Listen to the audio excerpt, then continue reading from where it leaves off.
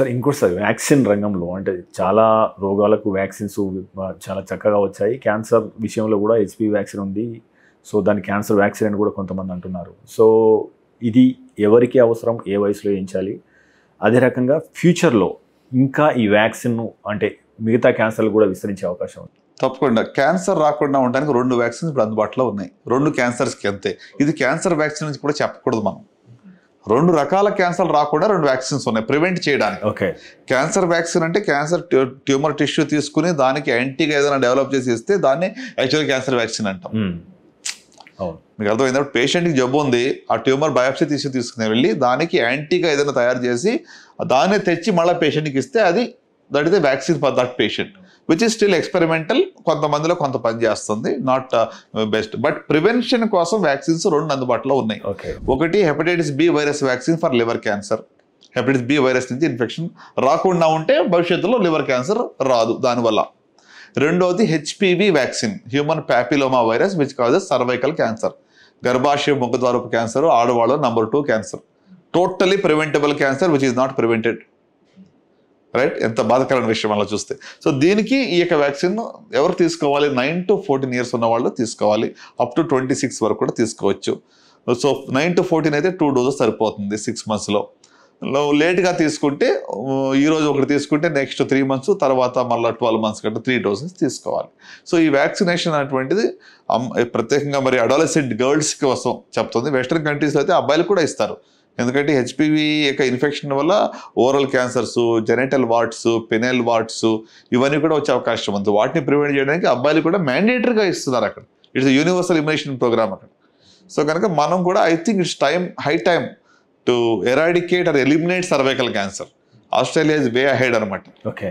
So కనుక మనం అంటే ఇప్పుడు పోలియోని ఎలా తీసేసామో అట్లనే సర్వైకల్ క్యాన్సర్ ఫ్రీ ఇండియా అని మనం చెప్పుకోగలిగితే I think that's a great statement.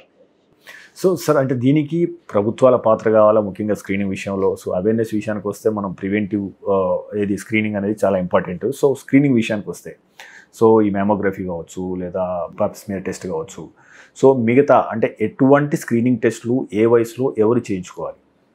Screening అనేది ఏజ్ని బట్టి ఉంటుంది. Above 30 years cervical cancer screening చేయించుకోవాలి. ప్యాప్ స్మియర్ కానీ హెచ్పివి టెస్టింగ్ కానీ. HPV testing once in 5 years, Pap smear at least once in 2 years is good enough. Above 40 mammography. అన్ని క్యాన్సర్స్కి screening కుదరదు, కామనెస్ట్కే చేస్తాం. Breast, cervical, oral, lung, prostate, colon ఈ 5-6 రకాలకి మాత్రమే చేస్తాం. ఎందుకంటే మోస్ట్ కామన్ ఇవే ఒక 80% అవుతాయి. సో కనుక ఇవి ఏజ్ బట్టి above 30 for cervical, above 40 for breast cancer, అలాగే అబవ్ 50 కోలాన్ క్యాన్సర్కి. రైట్? అలాగే మగవాళ్ళకి వచ్చేటప్పటికి సేమ్ ప్రోటోకాల్ అబవ్ 50 కోలాన్ క్యాన్సర్కి, ప్రోస్టేట్ క్యాన్సర్కి, బికాజ్ మగవాళ్ళు ప్రోస్టేట్ ఉంటుంది కాబట్టి. అలాగే మరి for oral cancers, lung cancer, high risk people in lung cancer above 40 ఉంటే లో డోస్ సిటీ స్కాన్ చేయించుకోవాలి. సో అంటే ఏజ్ని బట్టి ఈచ్ రిస్క్ ఫ్యాక్టర్స్ని బట్టి ఎప్పుడు ఎన్ని చేయించుకోవాలని కూడా మారుతుంది. It is not like a blanket for everybody ఒకటే కాదు. So but after you reach a certain age, check what you require, ask your doctor.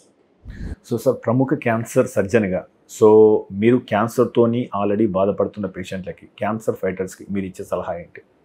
Cancer fight అంటే సర్వైవర్స్ అంటే ఎవరైతే క్యాన్సర్ వచ్చి ఫైటింగ్ చేస్తున్నారో వాళ్ళకి they are a great source of inspiration అండి. ఒక హోప్ వాళ్ళు.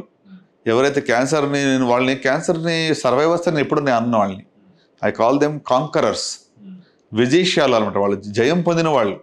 సో మామూలుగా చిన్న ప్రాబ్లమ్స్కి జనం కృంగిపోతూ ఉంటే వీళ్ళు క్యాన్సర్ లాంటి ఒక జబ్బుపై విజయాన్ని పొంది నార్మల్గా ఈరోజు వాళ్ళు మళ్ళీ back to their normal life రాగలిగారు. It's a great strength of resilience.